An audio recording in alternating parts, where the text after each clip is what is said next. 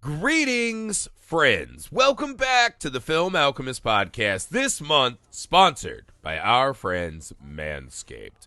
Alex, you taking care of your manscaping needs this end of the world 2020? I am. It might be the end of the world, but in the Dandino house, we're all cleaned up. That's for sure. Yeah. Griff, do you need a stocking stuffer? Because I can tell you right now, we need to stuff everyone's stockings, not just with these great movies, but with some great product from our friends over at Manscaped. Like our crop preserver ball deodorant. That's pretty much self-explanatory. Sure. The ball toner, which I have yet to I've yet to use the ball toner. I have no idea what it does. I don't know what it is, but it seems weird.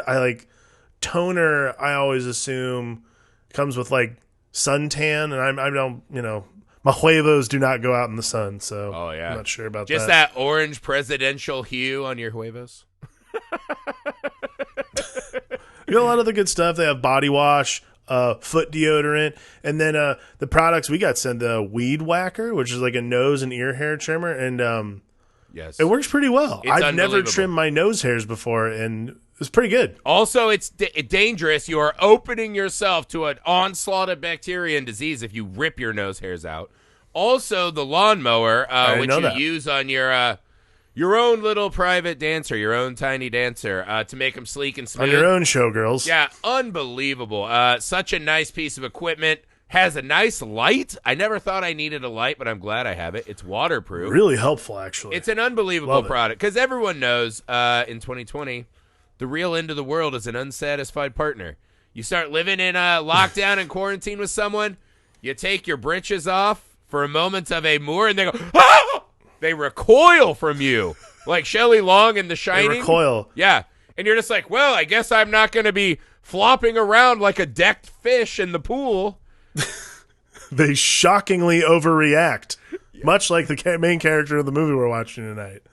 But if you don't want that to happen to you, go to manscaped.com, pick out your product. Also, pick out your product, hit film, F-I-L-M. Use type code that film. In. Use code with that, film. you'll get 20% off and free. And you'll get 20% off and free shipping. If you have also something that's not listed, but the Griffey and I found, the underwear is life-changing. The underwear are game-changing, I'm telling you guys. Also, using the code film lets them know we sent you guys. That helps the show out. If you want your partner to be as sexually happy and satisfied as Jessie when Kyle MacLachlan's trying to drown her in a waterfall during intercourse, you got to come prepared. You got to come heavy. You don't show up unprepared for amour. That's the film. Agreed. The Film Alchemist way. So, guys, use code film at checkout, 20% off. You'll get free shipping. You can take care of yourself and be goddess smooth, ready for your big debut performance. Don't have your partner pushing you down the stairs because you didn't take care of yourself. Use code film at checkout so they know we sent you. On to the show.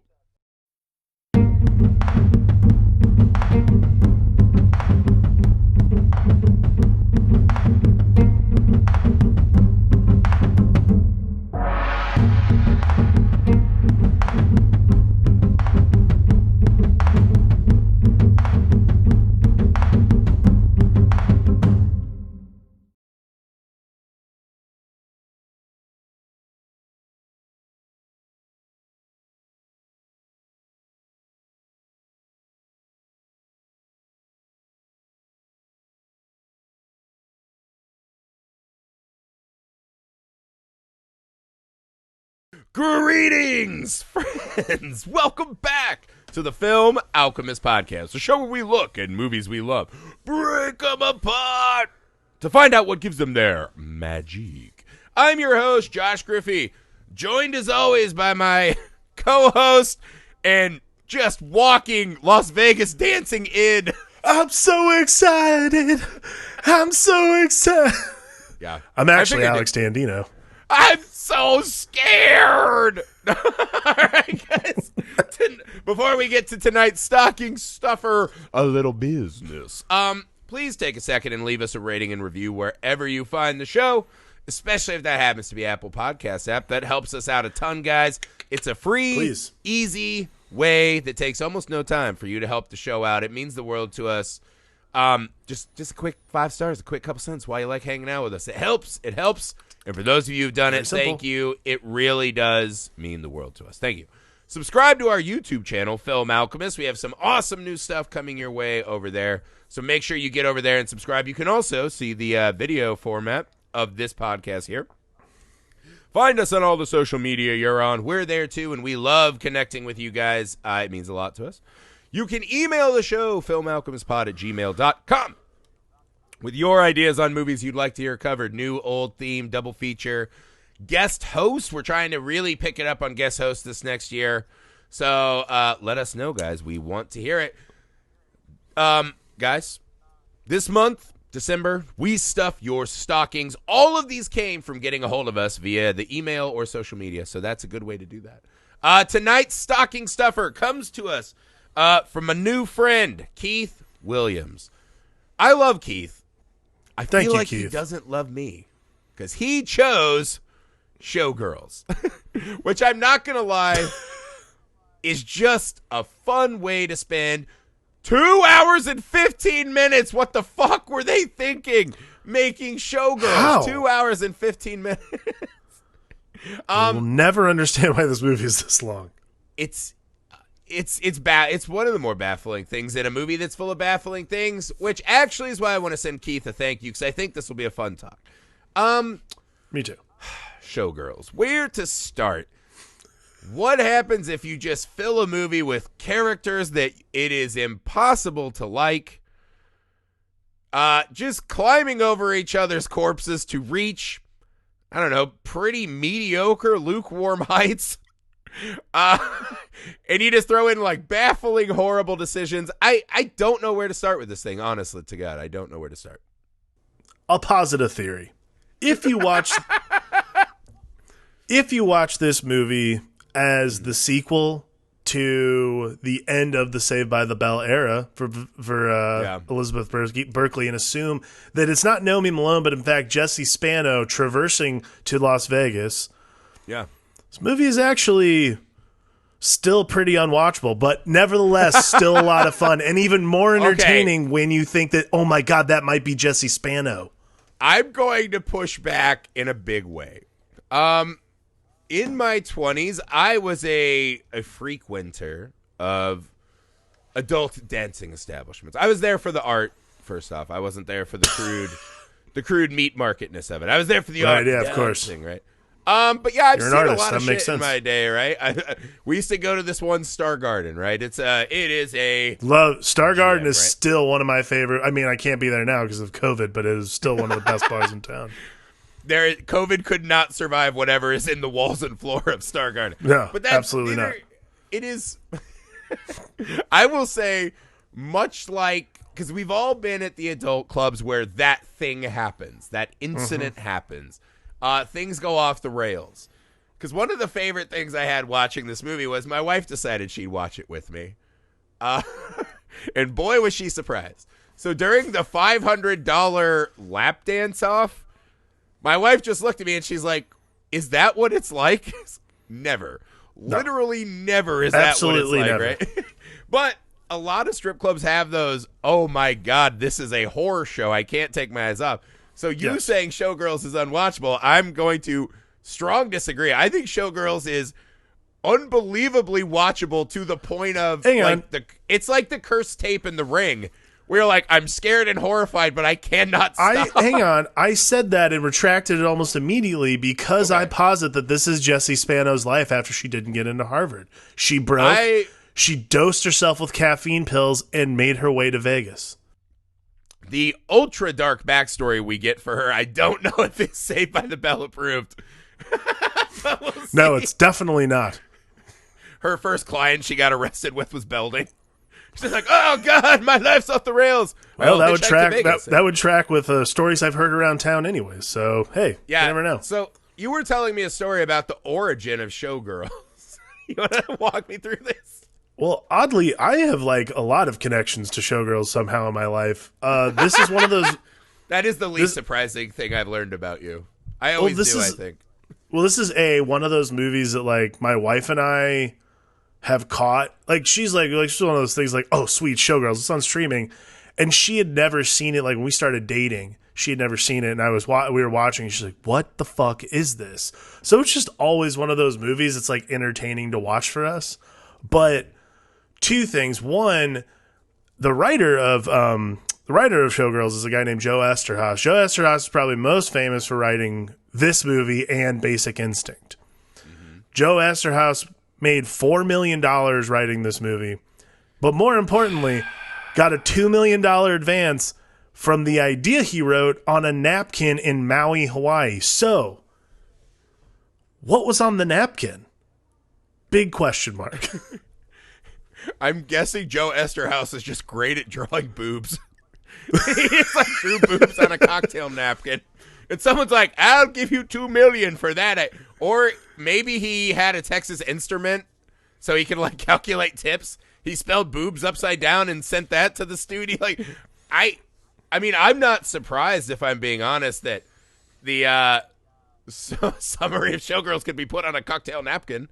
That does not me if anything, I think a cocktail napkin is actually way more space than the plot of Showgirls needs.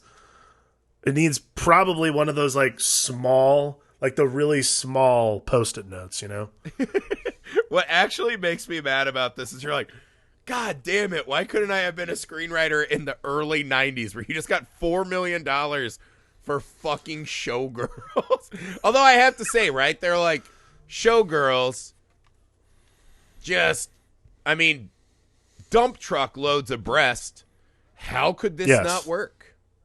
Like, even my wife's like, we'd go to that show in Vegas, Goddess. And I was like, you're out of your fucking mind. If you think I would spend any money on a ticket to watch Volcano eroticism from 300 feet out, there's no... She's like, we'd go to that. It'd be fun. Never. Bullshit. This is one of those great fallacies. This is one of those, like, I love this movie because the version of Vegas that it is like half correct and half like absolute dog shit nonsense. Like, the half that's correct is Nomi's life before she starts working at the Stardust, which is Cheetahs, which is by the way, I've been to that strip club before. I worked in Vegas for about 3 I worked in Vegas for about 3 months. The Cheetahs there, it's like I was like, oh hey, I remember going there. It was really weird and much more depressing last time I was there. Way more depressing but like the version of like Stardust, like the closest that they get to shows like that now, I think, is there's a porny Cirque du Soleil thing in the New York, or it was there, Erotica, I believe it was called. But actually, another interesting anecdote is, so I'm from Cleveland. Joe Esterhaus actually went to my church when I was in high school. Yeah, that tracks with me. So Joe Esterhaus, shockingly, this didn't go well for him. Okay, so you telling me you went to church with the writer of Showgirls. Actually, I feel like explain Showgirls. This is some repressed fucking Christian guy's take on what he thinks Vegas and women's sexuality are.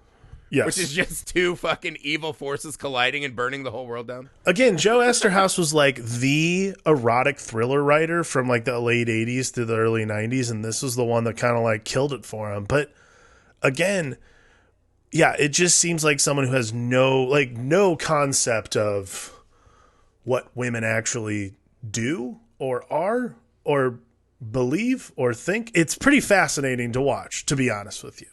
And it starts right out the gate. Like, everything about what Elizabeth Berkley does in this movie is like, everything is a huge deal. It's pretty amazing to me. Like, I forgot how she flips out about everything. Everything is like hair whip. Yeah. Well, as the lead actress, it's probably about the shakiest ground you could build a movie around. Because she is essentially a walking switchblade pocket knife, right? We see she just is hitchhiking, immediately is going to kill this guy, right, who makes a pass at her. All right, I mean, that's pretty understandable. The guy almost causes a massive traffic accident to kick her out. Yeah. Doesn't. They get to Vegas. She wins a slot machine, right? She already has won something. Yeah. Some guy's She's just like, hey, want to fuck me? And she is ready to destroy. This is the part that's crazy. Beat the right? hell out she of essentially, him. Right. Well, she plays this role as human tiger whose toe is caught in a trap, right? That is the performance she's giving. She is the proverbial Spinal Tap 11. From essentially the first moment we see her. Again, my wife's commentary is, my God, she is mad. Like, that is how Amy views all the this time. lady. Is she? But this is the thing, what is so funny about this movie, right? So imagine coming out to your car after a long shift of sewing together G-strings, and you see a lady just attacking your car. You ask her for help. She attacks you, pukes, almost gets run over in the road, and it's like, let me buy you food. All right, maybe that's a kindness I can accept, right? Molly does that. Right. Next thing you know, hey, where are you from? Casual light talk. All over the place, man. And fucking pushes the french fries and whatever. And then the next question that you ask is, hey, would you like to come live where I sleep? What? And that's what this whole movie is just this fucking never-ending. No one would willingly choose to be in a room with Elizabeth Berkley.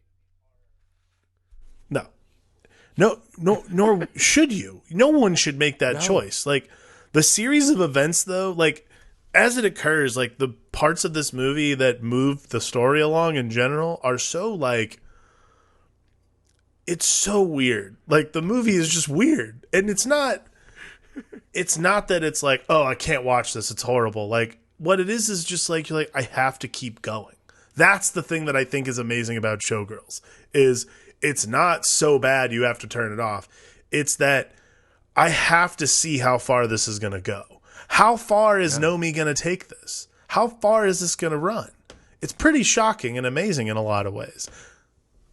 No one makes the historically logical decision as a human being might ever in this movie. I mean, maybe. The brilliant thing about Showgirls, if there's something you would give it a lot of credit for, right, is this movie knows it is pulling you in for a more surface experience, right? Oh, you like boobs? We got a movie for you. Boobs on the napkin, right? That was the pitch. You like boobs? Also, if you get all the way in, we'll show you vaginas too. It'll be great. And it's the movie, though. It's very rare to watch a movie that is truly surprising. And if nothing else, Showgirl is a constant. Every scene is like, it almost would be like if you actually got, like, you know, let's say they killed the Fireflies from the Devil's Rejects and House of 1,000 Corpses, and they turned their house into like one of those museums. And you just got to walk around in every room. Yes. You're like, what fucking horrors await me behind this door? And that is how Showgirls plays out. Is it behind every door? You're like, really? That's a scene in this movie? Holy shit! And it's truly it's a walk in the pitch black, which almost never because this is the thing, especially nowadays, we're all pretty trained on screenwriting formulas and Saves the Cat and, you know, all of these formulas, right? If you told me that this movie ends in karate bedlam against a fucking C-rate lounge, like, there's nothing in the first 25 minutes that's gonna get you. Like, it's its own fucking journey, man. And for that alone, it's hard to turn off. It is. I mean, I think that's the thing. There are two reactions in this movie that are elicited by the viewer, which is the one you were talking about. It's like, what could possibly happen next? And then the reaction to when the thing that next happens, and it's a 2-second pause, and you go, huh. All right. You know, like, what's going to happen next after that? Like, you just keep going. It's like this, it's just this constant chutes and ladders to take you down the rabbit hole of nonsense. Let's be fair, that is this movie. This is all shoots. This movie is absolutely 100% shoots. Like The Abyss, this movie just hang on, keeps no. going down. You have to have ladders. You have to have ladders in there so that people can take the ladders down, which is the least logical way when you have a chute right next to you, which is how the function of Showgirls, which is what the function of Showgirls is. I guess the 15 cheeseburgers, every time she bites into one of those, that's like the only like step ladder, and the rest is just pure misery and human carnage. By the way, I don't know what it is about Elizabeth Berkley in this movie, but she eats cheeseburgers like she is punishing them for disappointing her. Like every time she bites into food. No, that's what I said, is that she's the Black Phillip of this movie. She just exists in places and everything goes horribly wrong. Even if you're a cheeseburger, you're going to get fucking... Like that cheeseburger, somewhere that cow is in hell looking up, going, "Dear God, take it easy." Like, what? Like, she even eats like a human id. It's unbelievable. She yes. really, if nothing else, no one. Let's just get this out of the way up front, right? Do you think Elizabeth Berkley is bad in this movie? Oh God, yes. You know what I'm gonna say though? I think she fucking went for it in a big bad way. Fuck you. No, don't even say it. Oh, shut up. Listen. Shut up and listen. She holds the eye. And I would say, without a screenwriter and director helping you, right? Verhoeven and Esterhaus are essentially Kathy Bates hobbling her performance. And it's still pretty fucking good to watch. I think she committed fully. Do you think she's more responsible for what happened on screen? This is the Hayden Christensen article that everyone's writing now. Is that he was actually pretty good in Star Wars? Yes. Fuck you. No, he wasn't. He was real bad. No, he wasn't. Was George Lucas also real bad at writing and directing? Yes. But Hayden Christensen did his fair share of poor acting. Right? Is Elizabeth Berkley in this? Could a better director with a script that was maybe a little more streamlined, could she have gotten us there? Let's be real. With a script that was written not on cocktail napkins. It wasn't Why don't we go with that? on a napkin. A script that wasn't just boobs? ?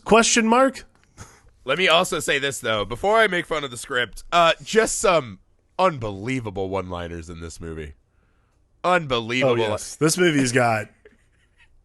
It's so... The amount of time me and my wife spent just rolling our heads back into, like, uproarious laughter. I didn't laugh this hard watching Borat 2. Like, this movie... No, not at all. This movie has a lot of, like, dark delight. It is like Black Phillip. Do you want to live deliciously?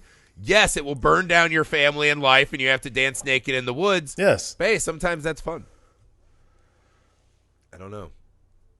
Do you think Elizabeth Berkley is... Could she have given a good performance in this? No. Is it more her fault or more everything else's fault? I mean, it's a two-hander. Like, there's the director who should sit there and be like... There's Paul Verhoeven who should sit there and be like, "Hey, Elizabeth, that was not good. Can you try it again?" And then there's Can you do less flopping? You know, the one thing I wanted to know most about her prep is I think she had, like, a coach or some training, right? Where they said... She did a lot of work. But what I'm saying is I think she had a coach, and that coach had one move, which is the cheese grater, where you're going to take that dick and just fucking shred it with hip pumping gyration. Because I think that's what Amy said. It looks so painful. Yeah, Amy's like, she really has that one aggressive move down. But like, it hurt. It looks painful. I mean, that grinder snapper move is the go-to move every single time. So how many hours did she practice that move? And it's almost this tragic, like Dante's Inferno tale to me. Like, she's trapped in, like, the fucking 10th circle of hell is just Showgirls. Like, Showgirls production. Like, you're just constantly in production on Showgirls. And it's just her sitting there in her trailer like, oh, yeah, doing that fucking grinder move and being like, oh, this is going to work. Here I come, Meryl Streep. And it's insanity. It's insanity to me. It is. But, again, it's a two-hander. It's, okay, let's take let's take a couple. Like, actually, I'll do. We won't get to the pool thing yet. This is the scene I'll say, like, here's where I would have been like, hey, do that again, but less shitty. Which is, after she flips out at Gina Gershon for the first time because they call her a whore because she works at Cheetah's. Yeah. Molly takes her out dancing. So she goes to this dance club. She's in the middle of the floor dancing like one of those people that you're like, I got to stay away from this person. She is dangerous. And like she's that funny? Person in the club. What you just said is the exact opposite of my life experience. I would have seen her and been like, oh man, this is a burn it all down type. Yes. Well, I'm not. Okay. That's not what I said at all. That is kind of the difference between me and you, though. You would have been like, Griffin, we got to get the fuck out of here. That's the that's the burn it down type. Now, me, spectator me, who go like literally the 4 times in my life I found myself in a nightclub of some kind. The spectator me is watching that person be like, watch that lady's gonna hit that guy in the head. And now, and she fucking decks some guy because she's flailing like an idiot. And like me in the background going like laughing hysterically. Now, if you're making a movie about this person and you like crane over to her while she's flailing just prodigiously towards other people, that's when I'd like, if I was Paul Verhoeven, I'd like, cut, Elizabeth, you look like a psychopath. Can you dance normal, or is this just like what you're gonna do? So like, well, that you forgot the best part about that scene is that it starts with so she is approached by the bouncer who's on the clock, by the way. Yes. And by the way, after I say this, I'm going to do a detour on the bouncer real quick. So he approaches her and she just says, we have to talk about him. And he goes, yeah. And they both proceed to dance, and you're like, this is the worst dance move since Save the Last Dance. These people are Julia terrible. Stiles movie. Yes. Which is just the absolute most. So many white people should have seen that and said, no, we can't have Julia Stiles dancing like this in a movie. So bad. This is even worse, and then it leads to Bedlam. They're terrible. Yeah. It does. And it ends up in like a huge fight. They get kicked out. Like they get arrested. Yeah. She gets arrested. Yeah. It's insanity. And she just struts out with a ring pop and goes on her merry way. Lives her life. That's how Black Phillip rolls. I burned down your fucking shanty in the woods and I'm out. She fucking goes to the dance. You know, she goes to Caesars, grabs a Versailles, and heads out. You know, this is the hard thing about talking about a movie like this. Is it is such sensory overload of things I want to get on record that confuse me. Let's do it. Let's do a quick talk about the bouncer, because this is where I say I think that Esterhaus and Verhoeven are more responsible than Elizabeth Berkley, right? Because this movie, let me ask you a question before I start. Is there a character in this movie that you want to end better than they started? Maybe Molly. She's the only good person in the entire movie, right? Everyone else is. She's the only person who's doing good things repeatedly. And not even that good, just like kind of living. Like she's okay. Yeah, she's doing things that are kind, which is more than I can say than anyone else in the movie. She told her friend not to do the boat show. That's a good deed, right? She kind of stands up to her when she tries to murder an older lady and then forgets about it one scene later. But anyways, I got a big beef with that moment. But anyway, so let's talk about the bouncer, right? This is one of those. This character existing in the movie is an absolute litmus test, right? This is the petri dish full of bacteria that should have let someone know this body done been infected. It's all wrong. So this guy gets fired from 2 jobs, chasing down this horrible human being who should not be that alluring, right? That is like maybe this is fun for a minute, but he should know better, right? Gets her back to her place. A baffling display of let's kind of make out, tit squeeze, and then like check for yourself, bloodied, insanity, more fight. So like everything about this is crazy. But let's get a little further into his journey, right? Within an hour, he's fucking her coworker from the Cheetah. She comes in. He opens the door still naked from fucking her coworker and has the indignation to say, what about, because she's like, I am so excited I work at the start. It's like, what about the dance number I wrote for you? And it's like, oh, you mean the fucking gyration and nipple pinch? Is that a dance? Or the indignation to then see her coming over. He comes back, and Amy almost fucking threw a shoe at the TV, right? Because he comes back after her first successful day. She's carrying flowers. Things seem to be on a good path for her. He goes, excuse me! Claps at her. And Amy's like, did he just fucking clap at her? Right? Yes. His exact line, which is one of these moments in the movie you're like, God damn, is he goes, I got a pussy problem. I've always had a pussy problem, and I'm always gonna have a pussy problem. I always had a pussy problem. I was gonna have a pussy problem. Yeah, let's tie our ships together. This will work. And it is crazy. The next time we see him, he's getting booed off the stage, making fun of this girl, calling her names, ordering her to get him a beer. We find out they're engaged because he's about to have a baby.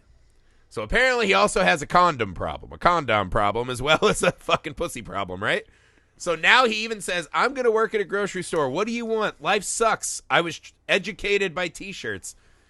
And it made me so sad I wanted to cry and turn the movie up. Because what is the point of this man in the movie except for to show us another miserable person's lot in life? What value does he add in this movie? What does he reflect about our showgirl? What is he like? Is he supposed to represent the true artiste? That's one of those things I'm like, that alone should let you know that the people at the top had no rudder. And Elizabeth Berkley is literally fucking flopping like a fish through this entire movie, rudderless. I honestly couldn't, I could not tell you the purpose of the character. Other than to just say, boy, Vegas, tough town, huh? Especially if you're trying to be an artiste. And then you're like, why are you in Vegas, you dipshit, if you're a dancer of some kind? It's so rare, but it's one of those, we've only covered maybe one or two movies in our entire 250 some shows now, probably, where almost to a fault, every single character is so fucking unlikable, and you so do not wish success on. Okay, like here's another thing. Her coworker, the showgirl, who has 2 children. You're like, all right, that's a struggle. That's a real human thing, right? She is doing this life. Right. She has her children backstage where it's not very acceptable, right? Like that doesn't seem like a good place to raise kids. Maybe she'll like move on up and, be able to take care of her kids. That's great. Next thing we know, she's a co-conspirator to fucking bones breaking everywhere, right? Like she becomes a horrible fucking evil villain. And it's every character, they give you one thing. They like even Molly, right? Molly's moment of, I know you pushed her, get the fuck off me, last but 30 minutes. And then she arrives at the house party. Every character in this movie does a despicable act. There is not one person to like or root for in this whole movie. Molly is the closest, but I would say just overlooking the fact that she's enabled this fucking psychopath is a bit of a red flag as well. I would say Molly followed by my favorite character in the movie, Henrietta Bazoom. Henrietta Bazoom, what a name. She's a delight. I had to look it up, actually, to know what that's that true. character's name was. I do like her, because she is so cynical and jaded. Even when she makes fun of Nomi for like, oh, the Stardust, you'll be back. It's still just authentically cynical and jaded that it works. I do like Henrietta Bazoom a lot. Her and Molly are like my 2 small life rafts. They're the best. Like, okay, here's a scene in this movie that fucking blew my mind, right? So she's at the Stardust, and they say your mom's outside, right? It's Henrietta Bazoom. And you're like, oh, that's cool. She came to see her friend. Right. Maybe it'll matter. Maybe they'll have no, it's just like a one-off for no fucking reason. She brings Al, the piece of shit fucking strip club owner, right? This horrible douche of a man. Biggest piece of shit. Horrible. And I was like, is this a moment of like he sees her talent and I was like, is this an emotional reconciliation scene? And then as soon as you start to think like, wow, maybe in this horrible town she's done so well for herself, Now she's in the Volcano Erotica show, right? She's moved on up. This is all good. He turns around and says the line, "It must be weird not having people come all over you." What? That's a line. That's a line in a screenplay that exists in a scene that should only exist to show the cynical, downtrodden strip club former coworkers saying, "We're proud of you," to give her some fucking emotional fortitude, right? Like, I feel like I would be so mad at this movie if I was a sex worker. I feel like it would be such a fucking infuriating movie to watch.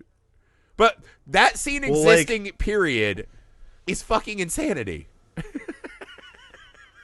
I mean, it's one of many illogical moves in this movie that just again, this is the crazy thing about Showgirls, and this might be the one redeeming quality about the way the story is told, is like there's nothing about the way the movie unfolds that actually derails anything, because it's derailed from the very beginning. So like you're just like watching, like it's the closest thing I can say is like actually watching a full-blown like train accident, because like you're already watching it. Like there's no reason not to.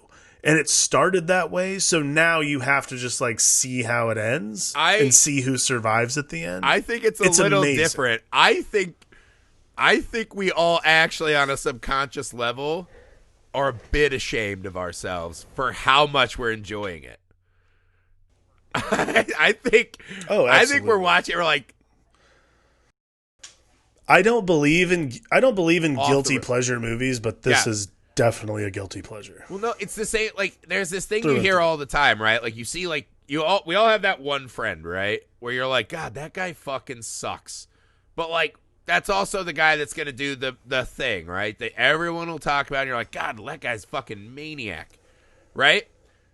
And you always sit there and you're like, man, if only I was as free as that guy. And you're like, no, I don't want to be as free as that guy. That guy's life is horrible. You see him for like 4 hours at a bar, and you get to go back to your good life. He is lost in a fucking cesspool of misery trying to be that guy again a couple times a week at the bar, right?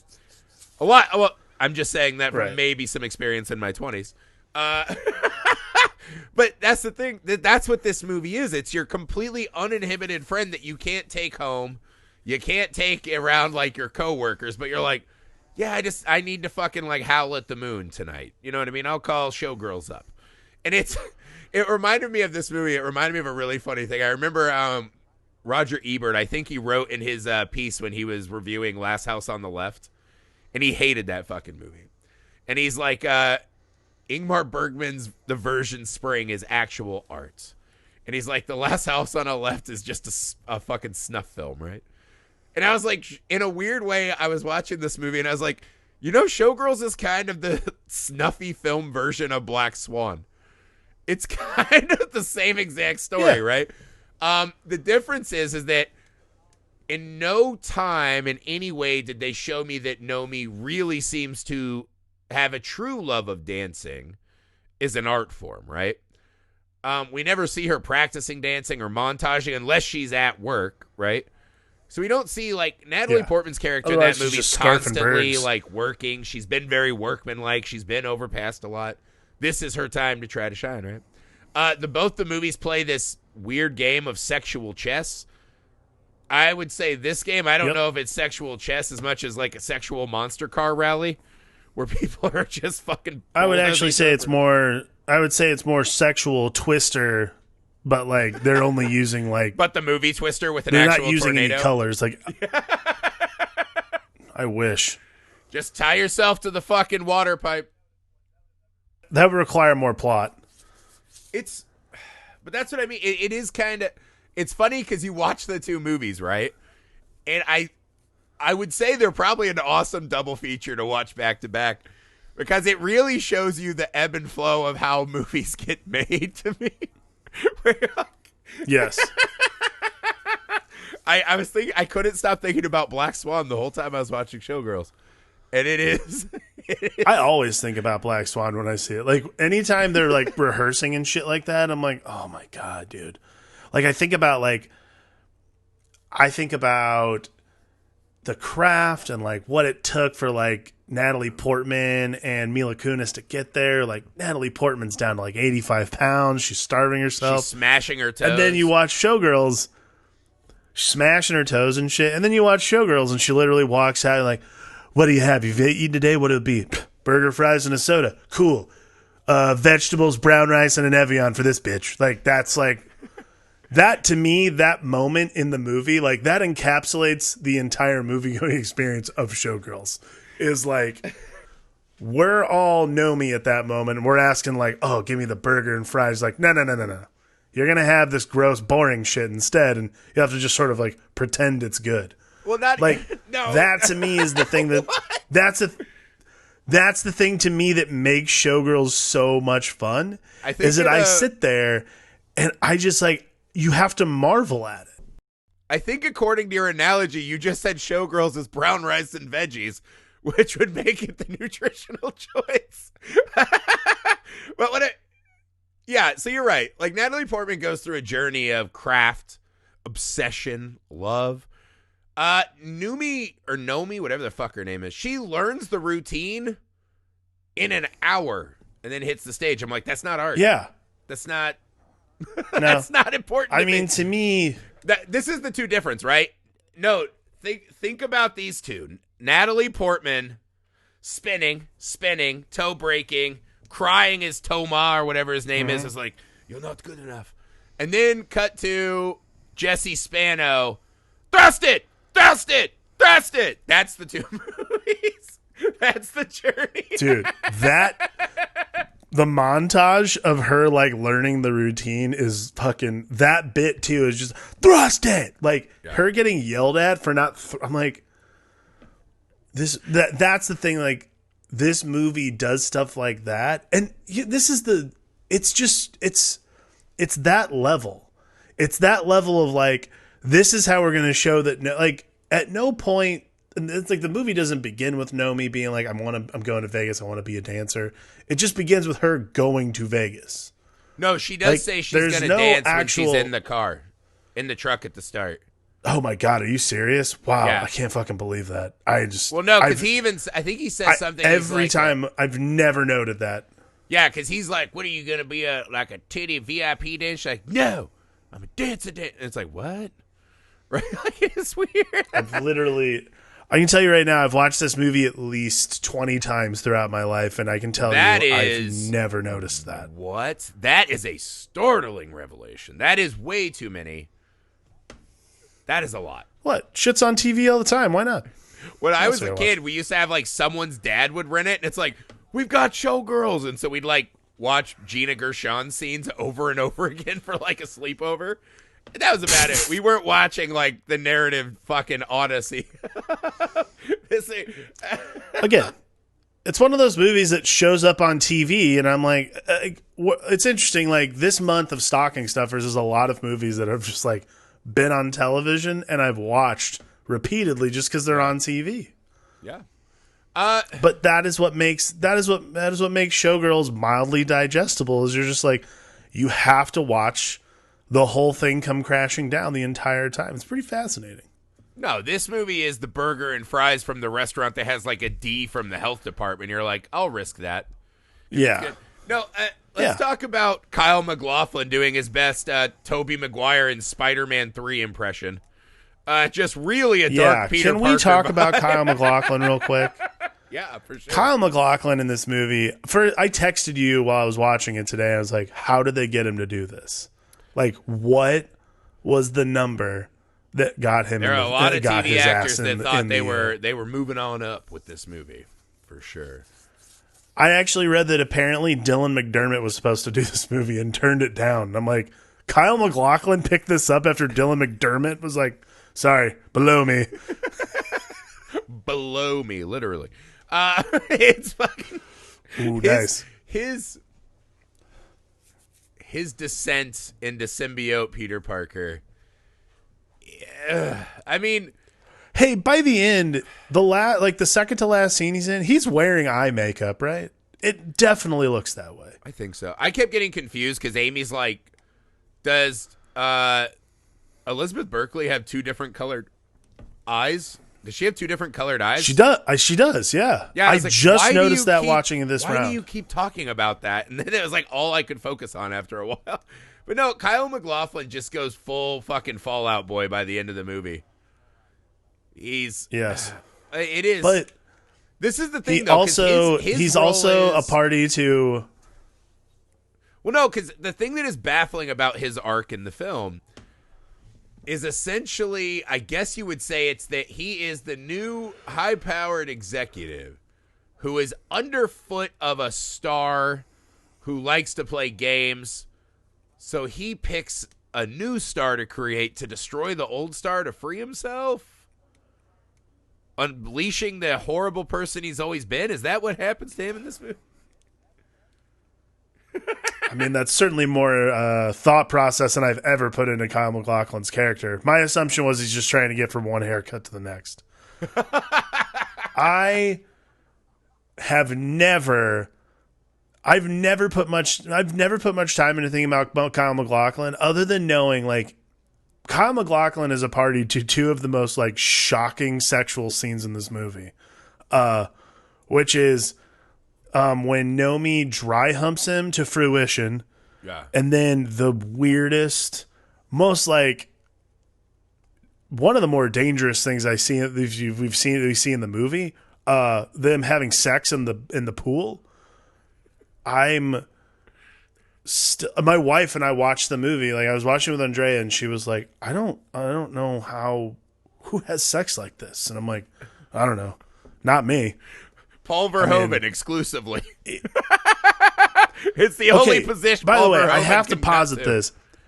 Do you think it's possible that Paul Verhoeven and Joe Esterhaus, based on the people having sex in this movie, might never have actually had sex? Because I got to tell you, the amount of writhing and gymnastics you have to go through to be able to do the things that she does for some odd reason seem almost impossible. Well, I think maybe Joe Esterhaus was sitting in the pews with you, just being like, "Oh God, I had missionary again 3 months ago, and that was good enough for me. Look at these newfangled, liberated people." And he's like, that's like the most wild thing he could come up with, was this fucking orgiastic dolphin routine. Like there is a moment in that, because it is so. My wife was just like almost mad watching it, right? And she's like, "Is this what you guys think about? Does this work for you?" I was like, "Stop pointing it at me. I was told to watch this by Keith. It's Keith's fault. Like, stop yelling at me about this. Like, no, I don't want to like drown you in a dolphin fountain." Or like the part where she just goes down on him, and it's like, so she just has a mouth of like unshowered dick and chlorine. Like what? Like it is a baffling series of not turn-ons, right? Like, yeah. But there is a moment that is absolute gold, because I would argue this is one of the top 10 greatest sex scenes in movie history. There is a moment that is unfucking believable as a comedy beat, which is, so they start fucking, and she's kind of, she's using him as like that exercise machine that everyone's aunt had in the like early 90s, late 80s, right? It was like a handlebar and foot bars, and you pushed it and pumped your hips forward, right? It was like a fucking galloping machine, but it just looked like your aunt was air humping, right, in the living room. And you're like, "Oh, gross." And someone at Thanksgiving's like, "You sit on that thing." You're like, "No way, I've seen her ride that. I'm not sitting on that fucking contraption. Gross." So she starts doing that move, right? And that's kind of her sex move again, the cheese grater. Well, there's a moment when she goes full Linda Blair, right? The scene in Exorcist where Linda Blair got her back snapped, and she's just whipping back and forth. That's what Elizabeth Berkley's doing while almost drowning in the fountain. And there's a cutaway shot to Kyle MacLachlan. He looks like he's like one of the guys as Kong is escaping, just desperately trying to hold the chains, because he is just wrapped around her, just like, "Dear God," like holding on for dear life. In his mind, he's probably like developing a little tear, imagining his time on Twin Peaks. He's like, "Oh, that when I had dialogue and ate coffee and pie. And now I'm just fucking holding on for dear life while this woman drowns herself on my pool." I do. But just go back and just watch his face, because it does not look like the man who is in orgiastic release It looks like he is holding on for dear life. I do like to imagine a world in which this is that's actually the scene where Kyle MacLachlan was filming, and there's a moment, and we maybe have caught it on film where he goes, I don't think I should be in this movie. Like, I like to imagine that's the moment. He's like, there's a chance I made a mistake here. Yeah. Well, it's like, maybe it's the part when he's like, don't call the cops on the rapers. And he's like, oh, that's a tough character pill to swallow. Yeah. By the way, like, for a movie of like just bizarre sexual encounters, weird dancing, a lot of pelvic thrusts, like, to throw in a huge gangbang rape assault at the end of the movie, like, man. What the fuck? And not only that, like, it's also horrible. Like, I think it might be one of the most like brutal things I've ever seen in movies. But it's so just like, it comes out of left field. It's never like, there's never like something. No one ever says like, oh, that what's that guy's name? Like, I think Andrew Carver. And it was like, oh, Andrew Carver's a creep. Yeah. Stay away from him. Like, he does make a pass at Nomi. Never brought up. Before. He literally just brings her back.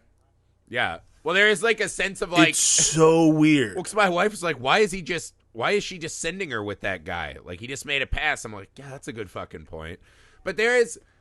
And I think the thing that is the most brutal about that, because there's never a moment in any film that has sexual assault, right? Where it's like, that's an enjoyable scene, right? It's horrible. Like, we were talking about, what was that movie, The Nightingale, right? That has like fucking 18 rapes in it. You're just like, Jesus Christ. Like, it is so fucking soul crushing to watch that movie. You're just like, God damn, like, it hurts me to watch this film. Like, you're like, I just want to get away from it. But at least that movie takes it seriously, looks at it, examines it, shows the ramifications of it. I think when a movie like Showgirls saunters up to the line of, hey, with 25 minutes left, let's shoehorn in a sexual assault so that Nomi can have something to do besides Volcano and fucking motorcycle gang erotica. You're like, this movie has not laid the groundwork to gain my trust that this is an artistic decision they should make. When they cut back to it, it's horrible. Like, they just let her walk out into the party and fall down. It is, in a weird way, though, there is something about the movie that is showing this wildly exploitative and out of control environment. And it is probably one of the only times in the movie you're like, God damn, like, there are horrible consequences to these kind of things. And it's a scene I was like, this movie did not earn, in my opinion, that moment. There's no artistic merit in that, and it should not have happened in my mind. No. I mean, I wouldn't even say there's a thing we talk about where like the earning of doing something like that comes up. I wouldn't even go as far as saying, I wouldn't even use those words. Like, literally, it just happens, and you're like, what? Well, like everything else in the movie, it happens to like unsubstantiated poppycock. It also happens to arguably, like, if it was going to happen to anybody and they choose to have it happen to like arguably the only decent person in the movie, it's so odd. There's no character where you're like, that's okay. They just this is the thing. If you're gonna make a movie about serious subject matter like that, you got to show that you're coming legit. You got to handle that with the proper care. To me, well, it needs to narratively. It's just such a huge. It's just such a big thing to put on the scoreboard, and then like it's a big thing to put on the scoreboard with 20 minutes left in the movie. So Nomi goes around and like does her like vigilante thing, and then makes out with Gina Gershon. And then has one of the weirdest, like, re-meet cutes with the guy from the very beginning of the movie. What the fuck was that? Well, because not only... So she re-meets the guy... I'm sorry. No, she re-meets the guy with the elf. Let's just jump here, because I don't want to talk about that anymore, that scene. Let's just get to this point. She re-meets this guy, right? She's hitchhiking. Happens to find the exact guy... in the exact truck who just remembers her, right? It is the thing that I forgot is this movie takes place over almost a year. This is like a year later. This guy just happens upon her again. And they pick up their fucking tedious conversation for the start of the movie. This is the part I was like, the fucking audacity of this movie. The audacity, sir. Which is the audacity of this movie. She gets in the car and he goes, did you gamble? Yeah. Did you win? Yeah. What'd you win? Me. What? I was like, what kind of fucking booby prize game show logic is that? Good Lord. You won you? What we know by the end of the movie is that she almost killed a lady so that she could dance in the Volcano Erotica show, then got her friend in a horrifying near-death experience by not telling her, hey, this guy sucks and is a creep. Don't hang out with him. Then she starts almost murdering that guy. Then, this is the thing, in a movie full of baffling scenes, perhaps the strangest, is when Kyle MacLachlan fucking loads on her with her backstory. That her dad murder-suicided her mother, right? Like, killed her mother and then killed himself. And that Nomi has been wandering America using crack, soliciting herself as a prostitute who charged $50. So the whole movie fighting this, I'm not a prostitute. It's like, you were a prostitute. And the movie uses it as this cudgel against her, right? In a movie that should make us... This is the difference between this movie and something like Hustlers, too. I read a lot of people watching Hustlers, and they're like, Hustlers sucks because if that was a movie about men drugging women and stealing their money, it wouldn't work. It's like, stop that straw man bullshit. That movie humanizes sex workers, right? And it humanizes their struggle, and yes, they become greedy and become criminals, and the movie treats them as criminals at that point, right? But it at least tries to humanize and make empathetic the sex worker at the start. This movie constantly is cudgeling the sex worker, right? They're constantly shitting on her for working at Cheetahs. I'm like, well, Jesus Christ, like, we see the people of Cheetahs. Maybe show them as human beings. We're making fun of all these people in the fucking Eruption show that it's just this sexual game of, fucking evil Spider-Man and you can fucking get the lead role. And it's baffling to me. But then to actually go out and just say she was a criminal whore the whole time just feels like the absolute most I don't understand what the fuck this movie should have been moment ever.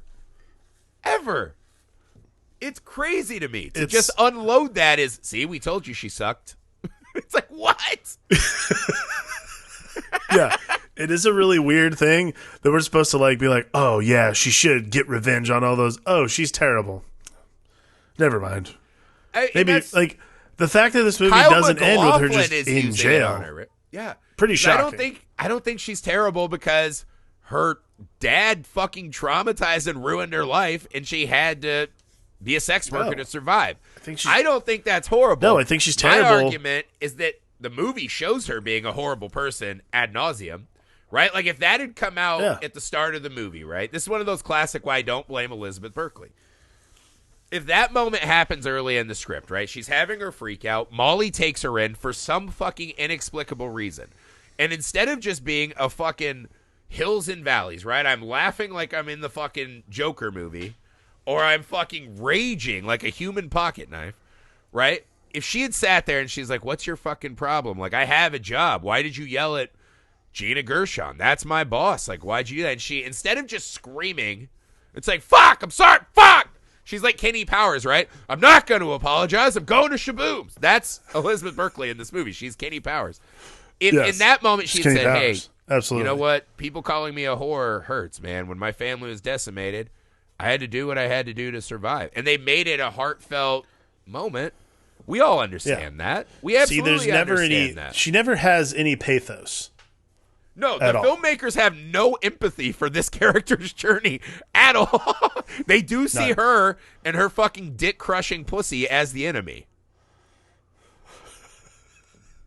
It's true. I mean, watch the movie. Again, oh, no, I don't disagree with you. It's just... it's the weirdest way to characterize someone is like, oh, she's the hero of this story. Like, she's this put upon person. I'm like, she like pushed a woman down the stairs so she could have her part in a show. Like, she's fine. Like, clearly she's taking care of herself. I don't understand what the problem is. She's clearly a monster. Yeah. She has no also remorse. If you're trying to keep a low profile. Also, if you're trying to keep a low profile, becoming the star of a Vegas show is not the way to do it. I thought about that today. I was like, this woman's life makes no sense.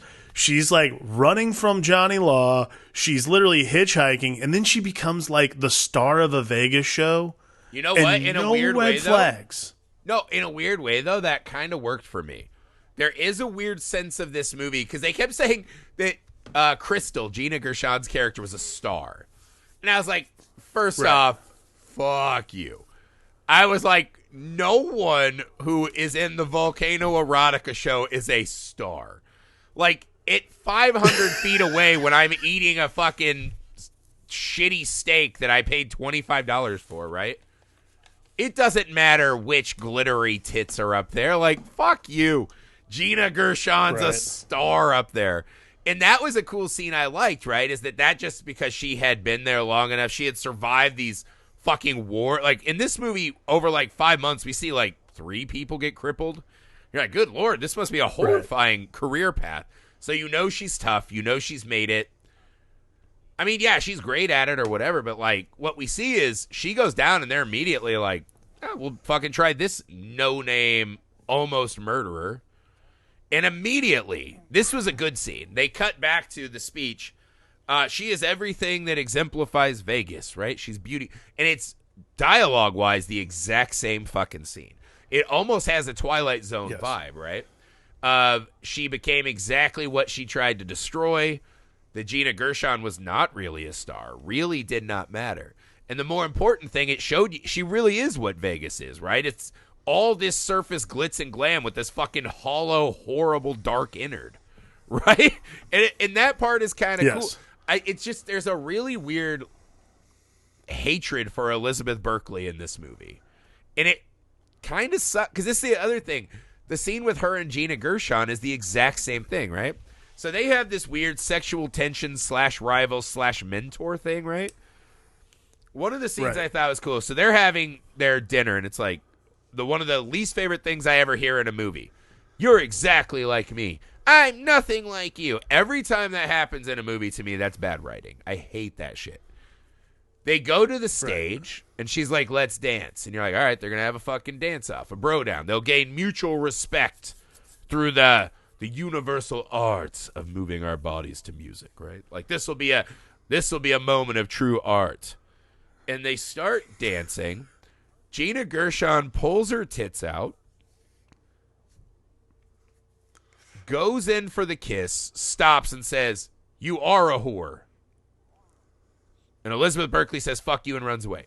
The movie is telling us to not respect Nomi.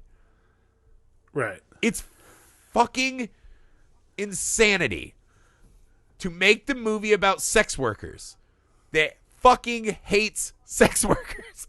It's fucking crazy that they do not care at all that this lady has one moment of fucking growth. At the end, I guess she leaves the teddy bear and karates some guy. She gives him the old 1-2 MacGruber, gives the lady a teddy bear, kisses the woman she almost murdered, and maybe is about to kill that hitchhiker with the switchblade. Like, I mean, like, that's the thing, like, they try to rationalize, like, the movie tries to rationalize all these things she does. Is like, well, finally Nomi got hers. It's like, whoa. Hang on a second. Yeah. Like, there is just, like, and it happens a lot throughout the movie, is, like, there's this, like, really rapid rationalization. And I think it's because the movie is so long. Like, again, for what it is, it should be, like, I don't know, 80 minutes. And absolutely. Like, and that's even, I think, stretching the content considerably. But, like, just 80 minutes of whatever the fuck that was in the pool. Yeah. She looked like in X-Men 1 when the Senator walked on shore and started melting into a blob. Oh my God. What the fuck is this movie? Like, it's baffling to say the least. I don't know. We got to do a couple more lines. At the end of the day, there are a couple good lines, right? I like the when they're like, "What did that Japanese businessman say in the strip club?" And the Japanese businessman's insight was, "In America, every man's a gynecologist." What a line! What a stupid fucking line. Also, I forgot the movie implies that Nomi must have given Al a blowjob. Because if you want to make it past the week, it's just like something they kind of gloss over quickly. Again, showing hatred and disdain for her. What's the other line? Oh, yeah, I love the drill sergeant. I'm a prick. I run the show. Yeah. Right? And he goes, I like when he goes, hey, look at these watermelons. And he goes, this is a stage, not a patch. Yeah, the guy, the like drill sergeant guy is going down the line telling all the way like, what are these watermelons? This is a stage, babe, not a patch. See ya. Get out of here. Get out of here. And he's like, classes. He's like, this ain't about classes. Get out of here. He's mad at the one for book learning. I like when he dismisses all and he goes, you wasted your time and ours. Beat it. I was like, this guy's killing it. The line when the assistant, the thrust, the ginger guy goes, oh, right. She's got it. And the fucking drill sergeant prick goes, oh, she's got it. And it can't be learned in any classroom. So the question is, where did she learn it? And you're like, what the fuck? Yeah, I'm like, what are you talking about? It was such a weird observation. I'm like, it was such a weird observation. I was just like, what is this? It's so good. That was one of those things. That was actually one of those moments in the movie where I was like, oh, is this the Law and Order episode of the part of the movie now?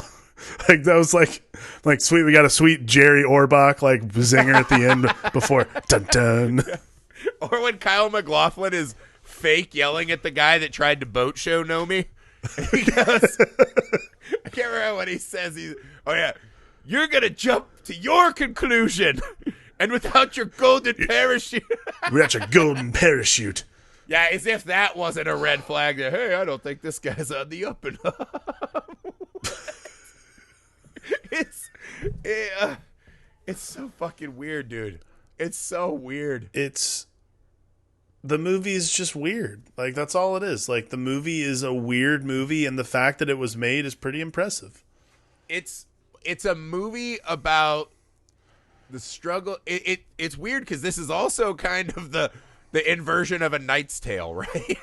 This is the down and out orphan who's trying to change her stars. Imagine A Knight's Tale if Will just like fucking slit the throat of all of his friends every other scene to like steal like a piece of gold. This is a movie about the struggle of a woman who had a hard life, who uses her body to make ends meet, and oftentimes has to weaponize her own sexuality, right? Good and bad. Fine. However you look at that. Made by people who clearly have no respect for being a sex worker, who seem to hate sex workers. Hate sex workers. It is... Hate them. Yeah, it's fucking insane to me that this movie ever came together in that way. And again, I know everyone makes fun of Elizabeth Berkley because her performance comes out uneven. It is Spinal Tap 11 and then Joaquin Phoenix manically laughing, right? Like, those are the two ends of the spectrum for her. And there is almost no in between. But I think she went for it all the fucking way. I think she went, and I think it's brave to be Jesse from Saved by the Bell and be like, yeah, I'll do full frontal. I'll take old Kyle over here and we'll fucking crust his pants from front and back while Gina Gershon watch. And I mean, it is fucking insanity that she decided to do this, but she decided to do it and she fucking went for it. And I'm telling you, if you put a capable wwoman writing or directing this movie, even just one position, a writer who understands that struggle and what it's like to have these fucking powerful forces encouraging you to use your body and what that takes, like, just, you know, some fucking perspective and lens that merits making this movie. Maybe a director who doesn't outwardly spend every scene showing us we should hate Nomi and not respect her as a human being. I don't know what happens to this movie. Is it more middling? Is it not the fucking horrific pocket knife brutality that we've come to fucking be fascinated by? I don't know. But I know it would be better. Maybe not as wild to watch, but it would probably be better. It's something, that's for sure. It is something. And that's your summation. I think something. It's something, man. I really like, I don't know how, like, the summation I have for Showgirls is, if you have not seen this movie, hey, why are you listening to the podcast right now? Like, pause this and go watch the movie. But, like, it's just something to behold. You have to watch this movie and marvel at the fact that you get through 2 hours and 15 minutes of movie that roughly says nothing other than, like, boy, all the people in this movie fucking suck, right? All right, that's the end. Bye. Like, that's literally the... And none of them learned a thing. Because Nomi maybe did for a minute, and then she's going to kill a guy with a pocket knife. She's going to murder that guy with a pocket knife. Yeah, it's wild, man. I don't know. Yeah, that's how I describe it. We've all had that dingy strip club experience where you're like, wow. Like, the one we used to go to in college, right? Joker's Wild. Just a fucking threadbare Union Jack thong, bullet hole wounds, scars everywhere. This old lady had, like, her body was just a roadmap of tragedy. But she was there, and she tried. Star Garden? She gave it her all, and that's where we would hang out instead of the clubs that, you know, were a little more upbeat. Because you're like, this feels unsafe and like real life, and that perhaps is the best thing I can say about Showgirls. I think it's a movie that is unpredictable and thus impossible to take your eyes off, because almost no movies are unpredictable. So it is definitely impossible to take your eyes off. It is insanely watchable, man. All right, guys, that's it for Showgirls. Keith Williams, how dare you? How dare you? No, actually, thank you, Keith. I love Keith. He's a great guy. Thank you for giving us the springboard into this conversation. Great pick. Yeah, I had a great time talking about Showgirls. Way better than watching it. Great pick. All right, guys, we've still got more stockings to stuff. Up next, oh, God. No, not us screaming about Showgirls. The actual movie, oh, God, where you take a country singer. But yeah, John Denver Meets God is played by George Burns. Oh, God. Our next stocking stuffer. We've got some really good ones coming up.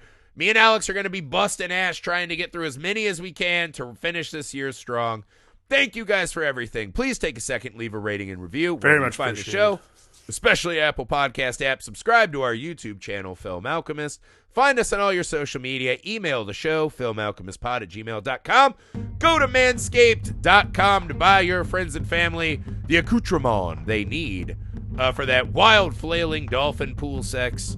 Use code FILM at checkout so they know that we sent you. You'll get 20% off and free shipping. We'll be back to stuff your stocking soon.